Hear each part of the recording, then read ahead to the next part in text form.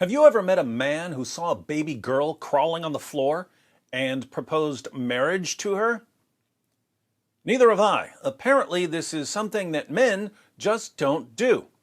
Now, imagine someone who's a religious authority proposing marriage to a baby. Imagine your pastor or priest or rabbi or imam seeing your 6-month-old daughter and saying, "I can't wait to marry her."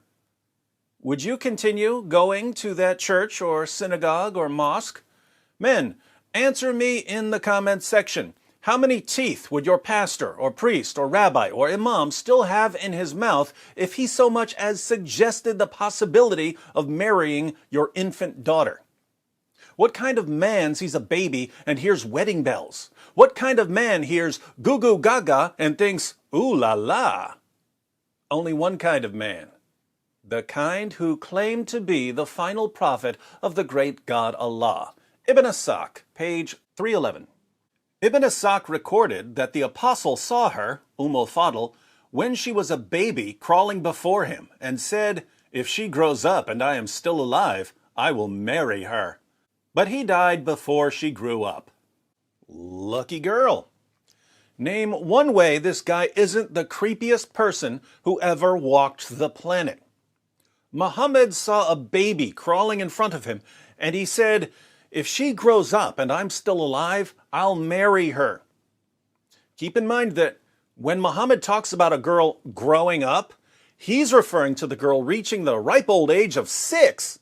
This girl never knew how lucky she was that her degenerate sleazebag of a prophet died an agonizing death before he could steal her childhood innocence and then die, leaving her a childless widow for the rest of her life, which is exactly what he did to Aisha. Notice the name in parentheses, al-Fadl. That was added by the translator Alfred Guillaume, and it's apparently a mistake on his part. The baby was later known as Habib bint Abbas. al-Fadl was her mother. We know this because the same story occurs in Musnad Ahmed, and the baby is clearly identified as Habib. In the history of At-Tabari, Habib, the baby, is on the list of people to whom Muhammad proposed marriage but never married.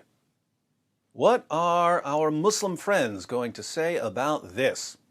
Well, it was a different culture. Back then it was perfectly normal to propose marriage to a baby.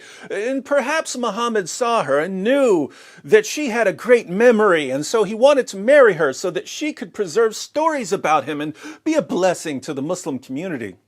Blah, blah, blah, blah, blah, blah, blah. It doesn't matter what Muhammad did. It doesn't matter how horrifyingly disgusting his actions were. Modern Muslims will explain it away by inventing some important reason Muhammad had for doing the horrifyingly disgusting things he constantly did. My Muslim friends, if your prophet were wonderful in all respects, but did one really creepy thing, I can see why you might give him the benefit of the doubt. But when all he ever did was creepy, perverted, violent things, I have to ask, what does a guy have to do to convince you to stop calling him the greatest man who ever lived? Your prophet, whom you regard as the greatest man who ever lived, proposed marriage to a baby and had sex with a 9-year-old girl and took the wife of his own adopted son and broke an oath he made to his wives that he would stop having sex with his slave girls, and beat his wives, and allowed his followers to hire prostitutes, and beheaded hundreds of Jews, and tortured a man for money, and ordered his followers to execute anyone who leaves his religion, and tried repeatedly to commit suicide, and admittedly delivered revelations from the devil, and walked around covered in semen, and put his male followers on a strict schedule of shaving their pubic hair, and kissed a pagan rock, and bought, owned, sold, and traded black African slaves. And you call this guy the greatest man who ever lived? You might just as reasonably call him the greatest computer programmer who ever lived, or the greatest tennis player who ever lived, or the greatest yachtsman who ever lived, because none of these titles make any sense when applied to Muhammad. If you wanted to call him the greatest sexual deviant of all time, or the greatest religious deceiver of all time, or the greatest destroyer of humanity of all time, you could make a pretty good case for your prophet in those areas. But don't call him the greatest man who ever lived, because that's an insult to every other man who's ever lived.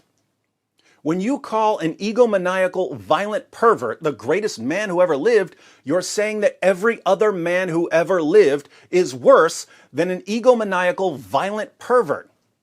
And when you insult all men like that for the sake of the egomaniacal, violent pervert you call your prophet, you're inviting a response from the greatest false prophet mocker of all time.